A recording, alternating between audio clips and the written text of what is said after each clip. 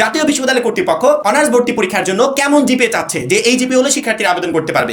এই মুহূর্তে স্ক্রিনের দিকে একটু খেয়াল করো, এটা হচ্ছে 2025 সালে, অর্থাৎ তোমাদের আগের বছরে। দেখো এসএসসি সমান পরীক্ষায় ন্যূনতম জিপিএ চতুর্থ বিষয় সহ যারা মানবিক আছো, ব্যবসা আছো, বাংলাদেশ কারিগরি শিক্ষা বোর্ড থেকে এইচএসসি বিজনেস ম্যানেজমেন্ট ও ডিপ্লোমা ইন কমার্স শাখায় যারা আছো, তাদের এসএসসি পর্যায়ে চতুর্থ বিষয় সহ জিপিএ লাগবে 2.5।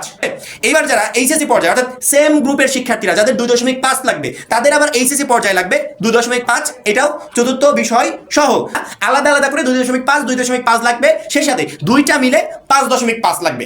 এবার আসি বিজ্ঞান শাখা যারা আছো, সেই সাথে বাংলাদেশ কারিগরি শিক্ষা বোর্ড থেকে এইচএসসি ভোকেশনাল শাখা যারা আছো, এই টোটাল শিক্ষার্থীদের এসএসসি পর্যায়ে জিপিএ লাগবে 2.75 এবং এইচএসসি পর্যায়ে জিপিএ লাগবে 2.5, দুইটা মিলে 6। বুঝতে পারলে? শুধুমাত্র আলাদা আলাদা করে মানে দুইটা পরীক্ষায় এসএসসি এবং এইচএসসি তে জিপিএ রিকোয়ারমেন্টটা পূরণ করলে হবে না, সেই সাথে একত্রিত করে টোটাল জিপিএ আবার আরেক রকম হতে হবে। এই তিনটা যখন মিলে যাবে তখন তুমি অনার্সের ভর্তি পরীক্ষা অংশগ্রহণ করতে পারবে।